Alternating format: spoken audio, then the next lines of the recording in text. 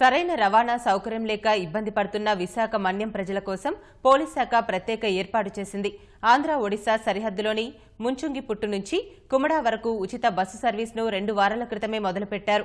ఇప్పుడు జీ మాడుగుల నుంచి మద్దిగరు వరకు ఉచిత బస్ సర్వీస్ను నేడు ప్రారంభించారు. 23 కిలోమీటర్ల మార్గంలో రోజుకు 4 ట్రిప్పులు వేయనున్నారు. మొదటి రోజున డీఎస్పీ రాజుకమల్ ఉచిత బస్సులో ప్రయాణించి బస్సులో సౌకర్యాలను పరిశీలించారు. ఇన్నాళ్లు ఎంతో ఇబ్బంది పడేవాళ్లమని, పోలీస్ శాఖ వారి చొరవతో ఇప్పుడు సాఫీగా ప్రయాణం చేయగలుగుతున్నామని గిరిజనులు సంతోషం వ్యక్తం చేస్తున్నారు.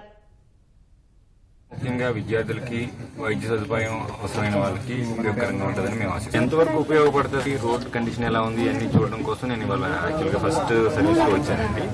అందరికీ ఉపయోగపడుతుందని నాకు అర్థమైంది. దీనివల్ల రోడ్లు ఎట్లన్నా మనకి ఏమైనా చేంజెస్ కావాలనేది మేము ఆ పనులు కూడా చేయిస్తాము. ఇది ట్రాన్స్పోర్టేషన్ కమ్యూనికేషన్ అండి. రోడ్ కనెక్టివిటీ పెంచి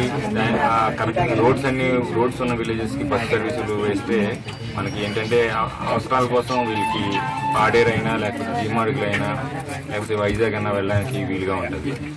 ఇప్పుడు ఇచ్చారు కదా, ఇప్పుడు చాలా బాగుంది. ముసలి కానీ మాలాంటి వాళ్ళు వెళ్ళడానికి రావడానికి చాలా బాగుంది. పోలీస్ శాఖ వారు ఈ బస్సు సదుపాయం కల్పించినందుకు పేద ప్రజలకు ఎంతగానో ఉపయోగపడుతుంది.